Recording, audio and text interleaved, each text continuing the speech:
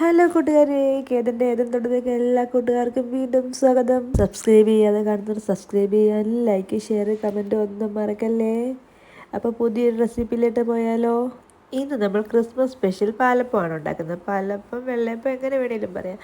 അതിനായിട്ട് ഞാനിവിടെ 2 കപ്പ് അരിയാണ് എടുത്തിട്ടുള്ളത്. 5000 പച്ചരിയാണ് ഞാൻ എടുത്തിട്ടുള്ളത്. നല്ല ഉരുണ്ട അരിയാണ്. റേഷൻ കടയിലെ പച്ചരി വെച്ച് നമുക്ക് ഉണ്ടാക്കാം, ഒരു കുഴപ്പം ഉണ്ടാകത്തില്ല. നമ്മൾ വൃത്തിയായിട്ട് എങ്ങനെ ചെയ്യുന്നു അതുപോലെ ഇരിക്കുക, അല്ലാതെ അരിയിൽ മാത്രമല്ല കാര്യം ഇരിക്കുന്നത്. അരി നന്നായിട്ട് കഴുകണം. എത്ര വെള്ളത്തിൽ കഴുകുന്നോ അവരവരുടെ ഇഷ്ടമാണ്.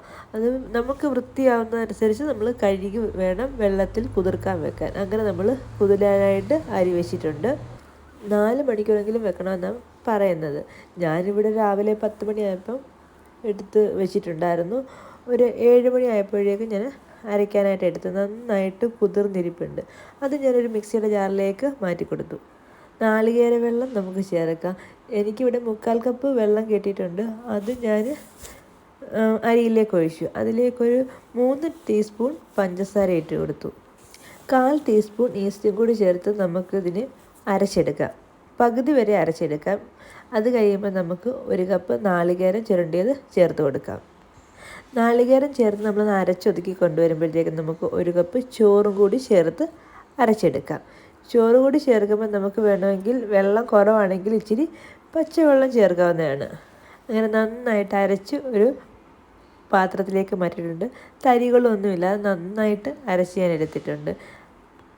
എല്ലാം കൂടെ ഒന്നിച്ചിട്ട് അരയ്ക്കാൻ നോക്കുകയാണെങ്കിൽ നമ്മുടെ തേങ്ങയൊക്കെ അരയാതെ ഇങ്ങനെ പിരിപിരാക്കി കിടക്കും. അതുകൊണ്ടാണ് ഓരോ സ്റ്റെപ്പായിട്ട് അരച്ചരച്ചെടുത്തത്.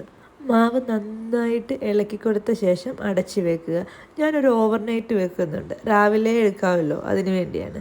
അപ്പോൾ രാവിലെയായി നമ്മുടെ മാവൊക്കെ നന്നായിട്ട് പുളിച്ച് പൊങ്ങിയിരിപ്പുണ്ട്. നിങ്ങൾ കണ്ടതല്ലേ എത്രയുണ്ടായിരുന്നു ഇന്നലെ മാവ്, ഇന്നെടുത്തപ്പോൾ എത്രയുണ്ടെന്ന്. ഇങ്ങനെ അടിപൊളിയായിട്ട് പൊങ്ങി വരണം. അരയ്ക്കുമ്പോൾ മാവ് ചൂടായാലും മാവ് പൊങ്ങി വരില്ല. പിന്നെ നമ്മുടെ ക്ലൈമറ്റിൻ്റെ ചേഞ്ച് അനുസരിച്ച് മാവ് പൊങ്ങുന്നതിൽ വ്യത്യാസം വരും.